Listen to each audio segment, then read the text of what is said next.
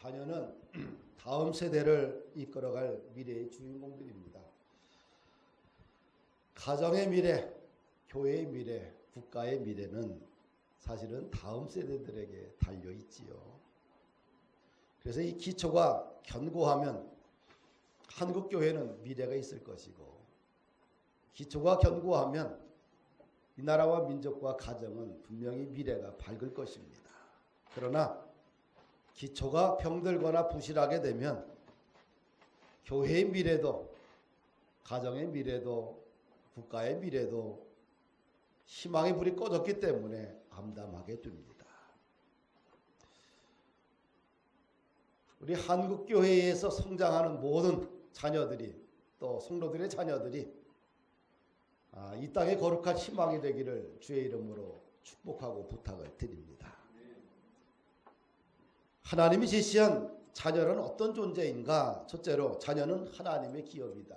따라합시다. 자녀는 하나님의 기업입니다. 시편 127편 3절에 보니까, 보라, 자식들은 여호와의 기업이요 태의 열매는 상급이로다. 내 자식은 누가 그 열매를 주셨냐? 하나님이 주신 열매입니다. 태의 문을 하나님이 열어주셨어요. 그래서 자녀는 하나님의 기업이에요. 그래서 하나님의 기업으로 자녀들을 키워야 됩니다. 그래서 우리 교회의 자녀들, 또 여러분들의 자녀들은 하나님의 기업이다. 이런 정체성과 이런 비전을 좀 심어주기를 부탁을 드립니다. 너는 하나님의 기업이다. 너는 하나님이 태의 문을 열어주셔서 이 땅에 태어나게 한 하나님의 자녀다. 하나님의 기업이다. 할렐루야. 시편 33편 12절 보니까, 여호와를 자기 하나님으로 삼는 나라 곧 하나님의 기업으로 선택된 백성은 복이 있도다. 하나님의 기업인 자녀들이 나는 하나님의 기업이라고 생각을 품고 살아가는 것 그 자체가 복이라는 겁니다. 할렐루야. 나는 하나님의 기업이다. 이런 생각을 품고 살아가는 것이 바로 선택받은 백성의 복이다. 할렐루야. 이 어린아이들을 예수님이 축복해 주셨어요. 사람들이 예수님께 자기의 자녀들을 데리고 오잖아요. 그런데 예수님은 그들의 머리에 안수하고 또 그들을 축복한 것을 보게 됩니다. 자녀들을 건강하게 잘 자라게 하는 비결이 사실은 원리는 굉장히 간단해요. 그냥 부모가 자녀들 머리에 손을 얹고 기도하면 됩니다. 손을 얹는 순간 어떻게 감정적인, 정서적인 접촉이 되지요. 그리고 자녀를 위해 축복하는 시간이잖아요. 부모가 나를 축복하고 부모가 내 머리에 손을 얹고 기도할 때 모든 상처들도 사라지게 되고, 또 마음의 아픔도 사라지게 되고, 또 축복을 받으니까 정서적으로 안정이 되고 꿈을 꾸게 되고 일어날 수 있는, 사실은 자녀 양육에 어떤 세상적인 원리가 있는 게 아니라 아주 단순하다는 거예요. 이 단순한 것을 잘 하느냐 안 하느냐의 차이가 있게 되겠지요. 디모데가 훌륭한 목회자로 성장한 비결이 있어요. 디모데로 이야기하면 혼혈아 아닙니까? 다문화 가족입니다. 다문화 가정에서 태어난 것이 디모데예요. 아버지가 헬라인이고 어머니가 유대인입니다. 그런데 그가 훌륭한 목회자가 되었어요. 그 이유는 간단합니다. 어려서부터 외할머니 로이스와 어머니 유니게로부터 신앙의 유산을 물려받았기 때문이에요. 할렐루야. 디모데후서 1장 9절 보니까, 이는 내 속에 거짓이 없는 믿음이 있음을 생각함이라. 이 믿음, 먼저 내 애조모 로이스와 내 어머니 유니게 속에 있더니 내 속에서도 있는 줄을 확신하노라. 바울 사도가 쓴 편지예요. 믿음의 아들 디모데에게. 그러니까 한국 사회에서 다문화 가정에서 태어난 사람이 말 그대로 훌륭한 목회자로 성장했다는 거예요. 특별히 그 당시만 해도 유대인들은 이방인을 뭐라고 그래요? 개처럼 여겼잖아요. 굉장히 차별이 심했는데도 불구하고 다문화 가정에서 태어난 그가 훌륭한 리더가 됐어요. 부모의 신앙, 외할머니와 어머니의 믿음의 유산을 물려받았기 때문에 그래요. 할렐루야. 어려서부터 외할머니와 어머니가 성경을 잘 가르쳤기 때문에 그렇습니다. 디모데후서 3장 14절과 17절 보니까 바울 사도가 디모데에게 이런 편지를 써요. 그러나 너는 배우고 확실한 일에 거하라. 너는 내가 누구에게서 배운 것을 알며 또 어려서부터 성경을 알았나니. 이 디모데는 어렸을 때 성경을 알았어요. 부모로부터 배웠어요. 성경은 능히 너로 하여금 그리스도 예수 안에 있는 믿음으로 말미암아 구원에 이르는 지혜가 있게 하고. 성경은 뭐예요? 구원을 주는 지혜가 성경에서 나오고, 모든 성경은 하나님의 감동으로 된 것으로, 성경은 하나님의 감동으로 쓰인 책이고, 교훈과 책망과 바르게 함과 의로 교육하기 유익함이라 사람을 사람답게 훈련하는 책이라는 겁니다. 그렇죠? 이는 하나님의 사람으로 온전하게 하며 또 모든 선한 일을 행할 능력을 갖게 하려 함이라. 할렐루야. 성경 속에 이런 엄청난 에너지가 있는 거죠. 성경을 가르쳤는데 그가 아주 다문화 가정에서 태어나갖고 훌륭한 믿음의 사역자가 된 거예요. 폴 제이 마이어는 27살에 백만장자가 되었죠. 이 책들 여러분들 많이 봤을 거예요. 저도 이분의 책들을 몇 권 갖고 있는데요. 27살에 백만장자가 됐고요. 40개 계열 회사를 운영해요. 근데 70세에 전격적으로 은퇴하고 남은 세월을 그런 하나님을, 다른 사람을 격려하고 도와주고 하나님을 증거하는데 내 인생을 쓰겠다. 그리고 70세에 전격적으로 은퇴를 해요. 그런 일평생 자신의 수입의 50%를 기부하는 것을 원칙으로 삼았고요. 그러니까 청지기 정신을 가지고 회사를 운영하는 분이죠. 그가 이런 말을 했어요. 그런 말하기를 나는 운이 아주 좋은 사람이다. 가장 좋은 것을 발견해서 다른 사람들에게 그것을 알려주는 삶을 살고 있다. 그가 말하는 가장 좋은 인생의 최상의 운은 바로 신앙입니다. 예수님을 만난 것입니다. 우리 인생에서 그리스도를 알아가는 것은 단 한 번의 이벤트가 아니라 일평생 지속되는 것입니다. 우리 인생의 최상의 운은 하나님을 알고 믿고 자랑하며 전하고 살아가는 것이라고 이분은 고백하고 있지요. 이것이 가장 중요한 유산이고 이것이 우리 후손들에게 물려줘야 될, 또 우리들이 믿음의 선배들이 후배들에게 물려줘야 될 유산이고, 이 유산을 잘 자랑스럽게 물려줘야 돼요. 할렐루야. 성경의 기초를 갖게 되면 한마디로 가치가 건강해지더라, 이런 얘기예요. 아멘. 오늘 우리가 읽은 본문은 구약의 지상명령입니다. 우리가 지상명령 하면 두 가지가 있죠. 신약의 지상명령과 구약의 지상명령이 있어요. 신약의 지상명은 땅끝까지 가서 복음 증거하는 거고, 구약의 지상명령은 자녀에게 믿음의 유산을 물려주는 거예요. 아멘. 나나 여러분들과 같이 기성세대들 같이 정말 교회를 위해서, 하나님을 위해서 자신의 전부를 다 드리며 헌신할 그런 다음 세대 일꾼을 키워내야 하는 것이 오늘 우리들에게 주신 사명 아니겠어요? 우리가 세운 이 엄청난 이 교회, 한국교회의 이 저력과 영적 자산을 우리 대에 다 허물어버리고 끝나게 되면 얼마나 추악해요. 뭔가 다음 세대 사람들이 그것을 이어가고 더 발전시키고 더 성장시켜서 거룩한 일들을 감당해야 되는데 이 사다리가 다 끊어져 버리면 어떻게 될까요? 그 생각하면 잠이 안 오지요.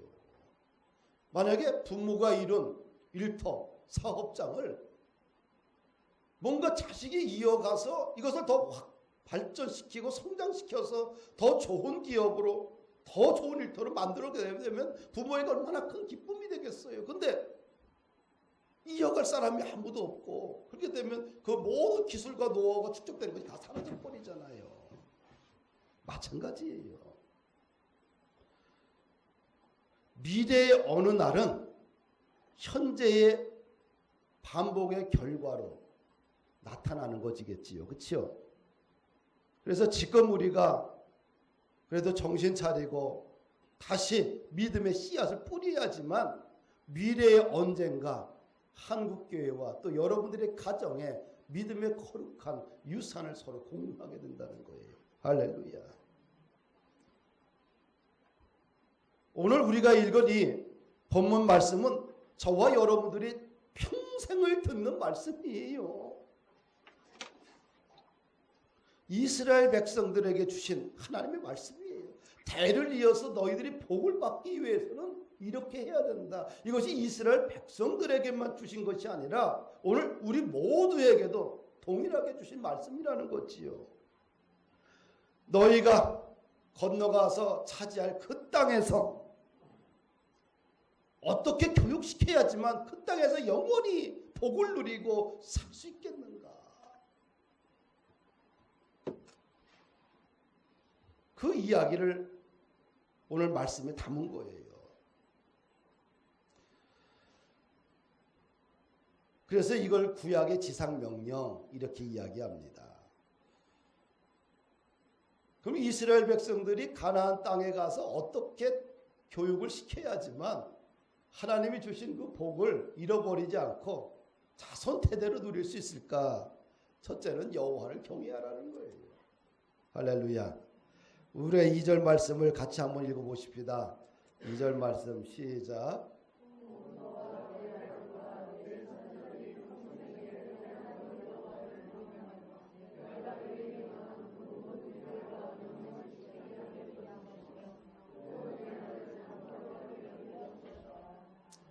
어떻게 네 아들과 너와 네 손자들을 평생에 가르치라고 해요? 뭘 가르치라? 여호와를 경외하는 것을. 일생 동안 하나님을 사랑하고 그분을 경배하는 것을 가르치라고 합니다. 잘 살든 못 살든 가난하든 교육을 많이 받았든 못 받았든 지금 내 마음이 편안하든 편안하지 않든 형통하든 형통하지 않든 하나님의 명령한 이 사명을 끝까지 감당해야 돼요. 그래야지만 대를 이어 복을 받는 그런 교회와 가문이 되지 않겠는가. 우리가 하나님의 이 복을 계속 받기 위해서는 교육을 통해서 끊임없이 건강한 고백을 할 수 있도록 만들어줘야 돼요. 할렐루야. 우리가 왜 기독교 교육을 시키고 왜 성경을 자꾸 읽고 성경을 가르치는 이 교육을 시키느냐? 오직 하나입니다. 고백을 건강하게 하기 위해서예요. 고백이 병들면 인생이 병들어요. 근데 고백이 건강하면 인생은 병들지 않아요. 우리가 교육을 왜 시키냐? 바른 건강한 고백을 할 수 있도록 가르치기 위해서예요. 할렐루야. 교육을 받아야지만 바른 교육, 바른 건강한 고백을 할 수 있어요.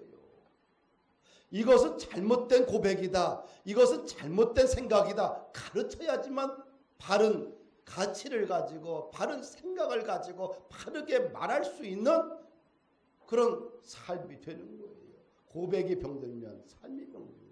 고백이 건강하면 삶의 태도도 건강해서 인생이 잘 되게 되는 거예요. 예수님께서 12명의 제자를 선택하고 3년 6개월 동안 잘 교육시키고 나서 마지막 최종 구술 시험을 보는데 베드로가 1등을 했어요. 세상 사람들이 나를 누구라 하느냐? 너희들은 나를 누구라 하느냐? 그럴 때 베드로가 뭐라고 이야기해요? 주님께. 주는 살아계신 하나님의 아들입니다. 할렐루야. 아주 구술 시험에서 100% 합격한 거예요. 교육을 왜 시켜야 되느냐? 신앙 교육을. 바로 바른 말을 할 수 있도록 훈련시키는 거지요. 말이 건강해야지만 인생이 열려요. 우리가 신앙을 갖다 계속해서 강조하고 훈련시키면 사람이 생각이 바뀌고 가치관이 바뀌어서 언어가 바뀌어서 바른 믿음의 고백을 하게 돼요. 이것이 복이에요. 자녀들을 양육할 때 똑같은 문제를 놓고 나서 이 고백하는 것이 병들어 버리게 되면 아, 이 아이가 병들었구나. 건강하지 않구나. 근데 똑같은 상황을 놓고 아이가 고백할 때 어머니 아버지 내 능력에 되지는 않지만 내가 열심히 기도하면서 믿음으로 한번 꿈꾸 나가겠습니다. 해보겠습니다. 하나님이 도와주실 것입니다. 똑같은 상황에 대해서 해석하는 능력이 완 차이로 인해서 인생이 넘어지기도 하고 일어나기도 해요. 그래서 고백이 건강하면 고난을 견딜 수 있어요. 따라합시다. 고백이 건강하면 고난을 견딜 수 있다. 고백이 죽어 있으면 고난을 이겨낼 힘이 없어요. 그래서 교육이란 뭐냐? 지식과 기술 따위를 가르치며 지식과 기술을 가르치며 인격을 길러주는 것이 지식과 기술만이 교육이 아니라 인격을 길러주는 것이 교육인 거예요. 할렐루야. 그래서 교회에서든 가정에서든 어떻게 끊임없이 또 자녀를 위해서 교육을 잘 시켜서 하나님을 경외하게 하고 고백이 아주 건강하게 만들어주고 믿음의 영적인 고백을 할 수 있도록 비전 있는 고백을 할 수 있도록 교육을 통해서 그들의 언어가 회복되게 할 수 있도록 만드는 것이 교육이에요. 할렐루야. 이렇게 하나님을 경외하게 되면 그 다음에 하나님께서 말씀하시기를 복을 받으리라. 하나님을 경외하면 복을 받는다. 내 나를 장구하게 할 것이다. 장수의 비결과 3절 보니까 내가 복을 받으려는데 크게 번성할 것이다. 말씀하고 있어요. 같이 읽어봅시다. 이스라엘아 듣고 삼가 그것을 행하라. 그리하면 내가 복을 받고 내 조상들이 하나님 여호와께서 내게 허락하심 같이 젖과 꿀이 흐르는 땅에서 내가 크게 번성하리라. 그냥 이 말씀을 믿어야 돼요. 아, 여호와를 경외하면 장수의 비결과 또 복을 받고 크게 번성할 것이다. 이 말씀이 그대로 아멘으로 내 심령 속에 확 들어와요. 할렐루야. 그러면 살게 돼 있어요. 그의 삶의 자리가 중요한 게 아니라 어떤 삶의 자리에서든지 간에 말씀이 내 속으로 확 들어와서 이것이 살아서 움직이면 그 사람은 살아요. 일어나요. 근데 말씀이 부딪혀도 그냥 말씀에 감동이 없고 아무런 느낌이 없으면 삶의 자리가 평탄하든 평탄하지 않든 회복이 안 돼요. 말씀이 떨어졌을 때 여러분들의 심령에 확 들어갔을 때 불같이 그 말씀이 변하여 성령의 힘으로 그 말씀이 확 살아서 나를 사로잡으면 어떤 흑암의 권세도 물리치고 일어나 승리할 수가 있어요. 할렐루야.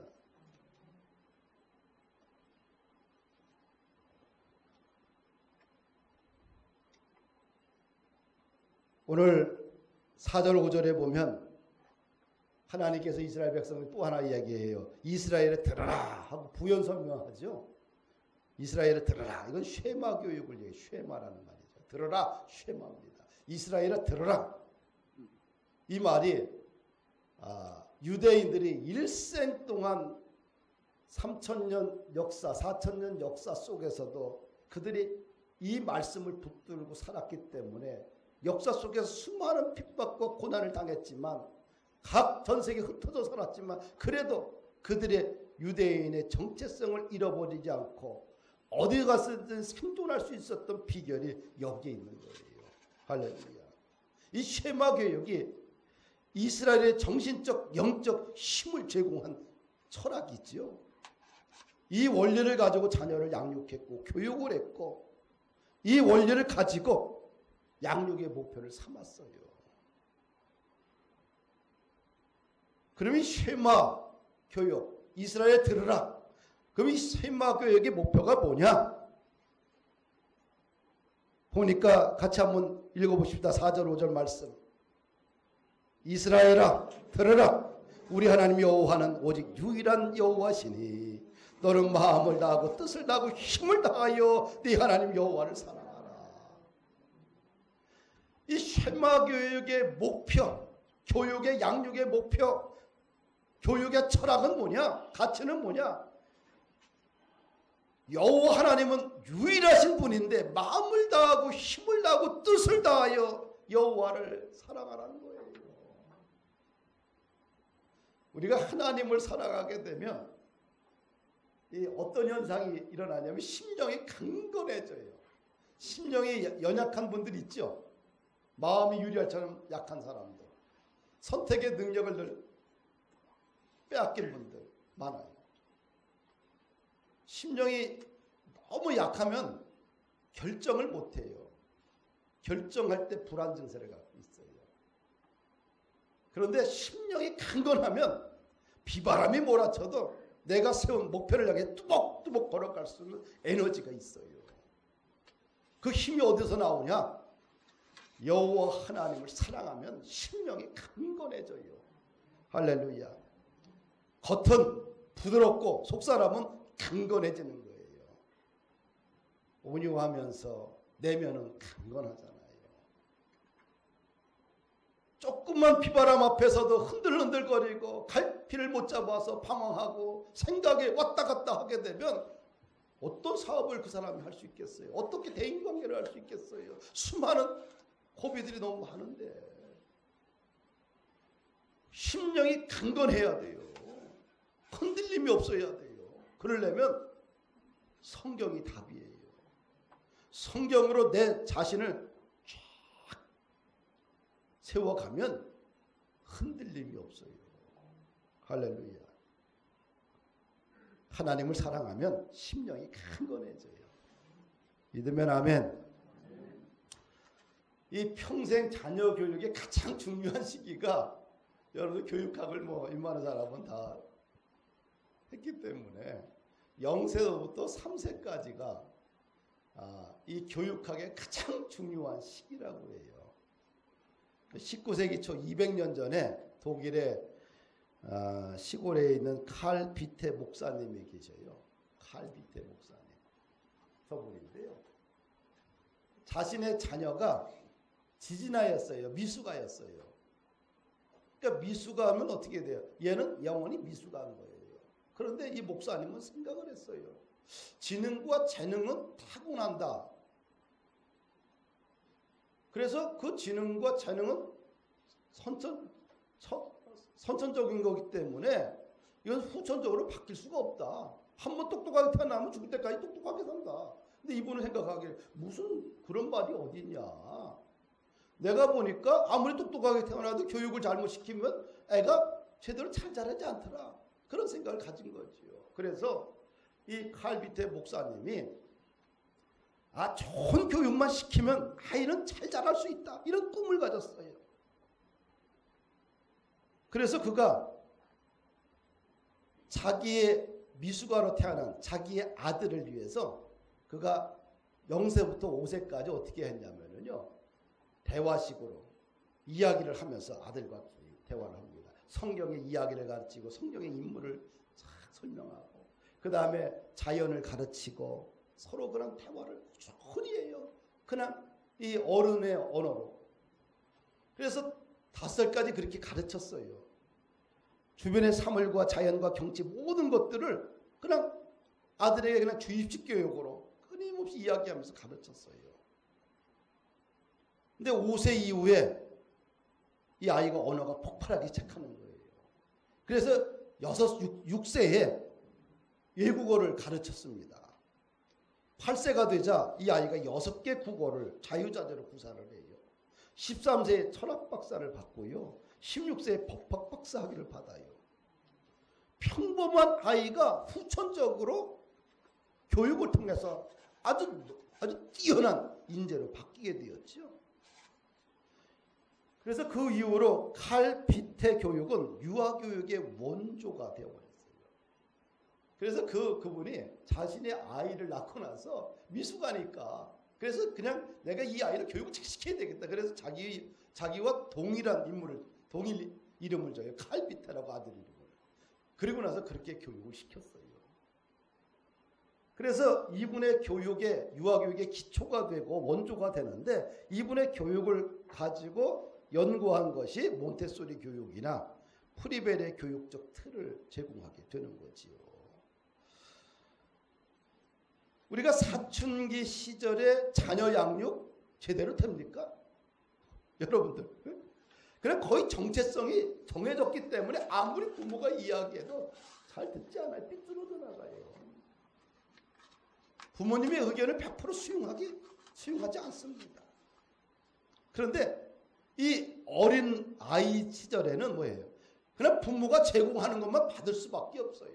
그 잠정식 속에 그냥 성경의 이야기, 아름다운 이야기들로 가득 채워놓게 되면 어느 순간 그 아이가 그렇게 성장해 간다는 거지요. 그리고 어린 시절에 이렇게 부모와 자녀 간에 대화를 많이 하고 함께 하잖아요. 그러면 애착 관계가 형성이 되잖아요. 그러면 정서적으로, 인성적으로 건강하게 자라고. 그때 할머니나 할아버지가 또 부모님이 성경을 잘 가르치고 찬송을 잘 가르치면 그 아이의 이 잠재적인 의식 속에 어떻게 돼요? 그냥 영성의 기초가 다져지는 거 아니겠어요? 할렐루야. 이 쉐마 교육의 원리를 우리는 잃어버려서는 안 돼요. 60, 70 되신 분에게 애 낳으라는 얘기 아니잖아요. 어떻게 애를 낳아서 키우겠어요? 그럼 어떻게 돼요? 이런 교육에 듣고 나서 내 손녀만큼이라도 내가 이렇게 한번 키워봐야 되겠다. 그런 꿈을 한번 꿔봐야 되지 않겠어요? 그렇죠? 아무것도 생각 없이 그냥 교육하는 거와 뭔가 이런 생각을 가지고 교육적인 어떤 틀을 가지고 아이를 양육하는 거는 엄청난 차이가 있어요. 사랑하는 여러분들. 이 어린아이들은 교육의 황금 시기예요. 왜? 세상에 때가 안 들어갔어요. 친구가 때가 안 들어갔어요. 부모가 방향을 정해주는 만큼 그 아이는 방향이 정해지는 거예요. 너무 중요한 시기지요. 애를 낳아서 다시 기를 수는 없으니까 나 60대면 어려우니까. 근데 이제 손자 손녀라도 그런 꿈을 가지고 또 자녀들에도 그런 꿈을 가지고 이야기를 해서 또 거룩한 가정에 대한 비전을 가질 수 있도록 자녀 양육에 대한 비전을 가질 수 있도록 그런 분위기를 만들어 갈 때 가문에 그런 기쁨과 영광이 회복되지 않겠어요? 할렐루야. 그리고 나서 쉐마 교육을 이스라엘에 들어라. 그러고 나서 하나님을 정말 인생의 첫 번째 자리에 놓고 일생 동안 그분을 사랑하라 해놓고서 6절 9절을 보면 부지런히 가르치라고 그래요. 부지런히. 6절과 9절을 한번 읽읍시다. 시작. 오늘 내가 네게 명하는 이 말씀을 너는 마음에 새기고 내 자녀에게 부지런히 가르치며. 어떻게 가르쳐요? 부지런히 가르치며. 따라합시다. 부지런히 가르치며. 그냥 좋은 것은 부지런히 가르쳐야 돼요. 그럼 부지런히 게으른 게 아니라 그냥 악한 것은 그냥 놔둬도 그냥 무성하게 풀이잖아요. 그런데 좋은 것은 잘 안 자라. 그러니까 이 좋고 가치 있고 아주 거룩한 것은 부지런히 가르쳐야 돼요. 할렐루야. 집에 앉아있을 때든지 길을 갈 때든지 누워있을 때든지 일어날 때든지 이 말씀을 강론할 것이며 너는 또 그것을 손목에 메어 기호를 삼으며 내 미간에 붙여 표로 삼고 또 내 집 문설주와 바깥문에 기록할지니라. 아멘. 대충이 아니라 부지런히 가르칩시다. 아멘.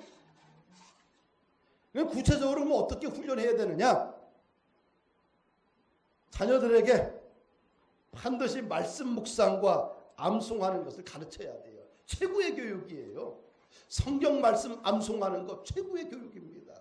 한국말로 영어로 아니면 뭐 중국어로 하든지 일본어로 하든지 하여튼간 성경 말씀을 한번 암송하게 되면 똑같은 것을 반복하기 때문에 평생 어떻게 돼요?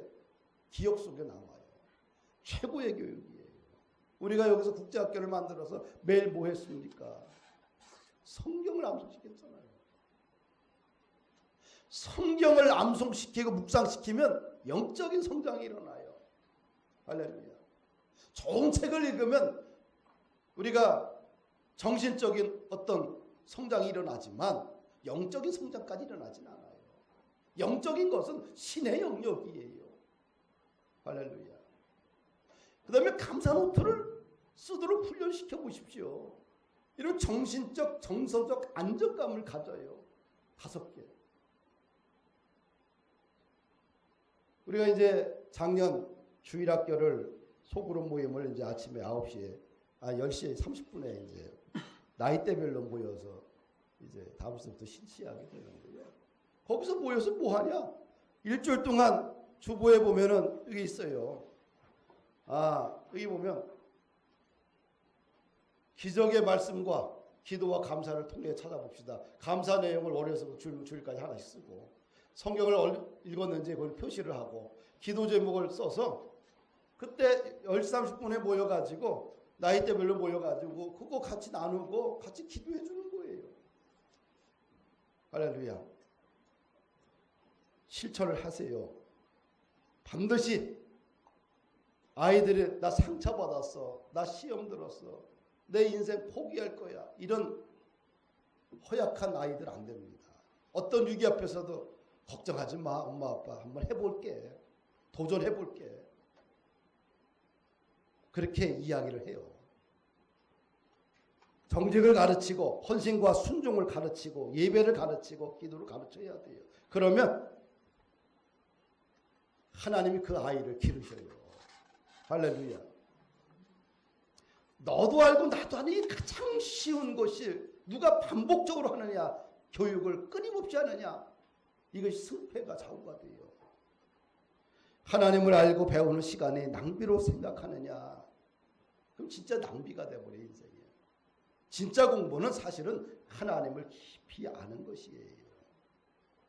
그럼 대를 이어서 그 가문이 번성하고 번창하고 남들에게 유익을 주고 국가와 민족을 위해서 헌신하고 열방을 위해서 자신의 삶을 드리는 위대한 인물이 돼요.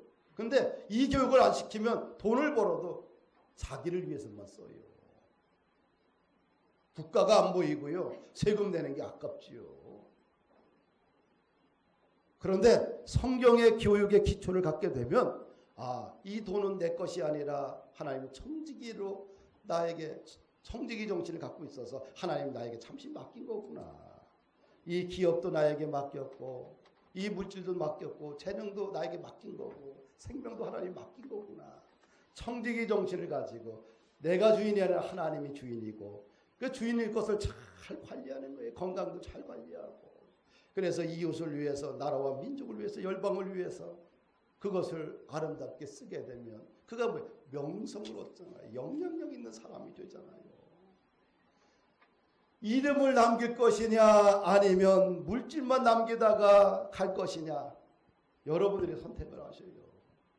물질을 남겨가지고 자녀들이 부모님이 돌아가셨는데 장례는 안 치려고 거기서 돈 갖고 싸움박질하고 끝나고 나서 원수가 되는 그런 가정을 만들어낼 것이냐, 아니면 자녀들에게 우리 부모님 참 위대한 삶을 사셨어, 그런 영향력을 주고 정신적 영적인 어떤 유산을 물려주고 갈 것이냐, 이것은 우리들이 현재 결정하고 살아야 돼요. 할렐루야. 하나님을 아는 사람이 진짜 거룩한 씨앗입니다.